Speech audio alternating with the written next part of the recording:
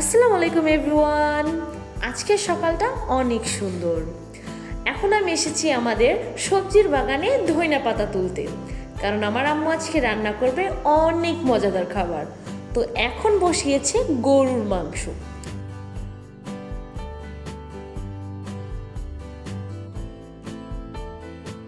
এখন আম্মু রান্না করবে ভোনা চিংড়ি মাছ বা চিংড়ি মাছের ভোনা, একটা হলেই চলে।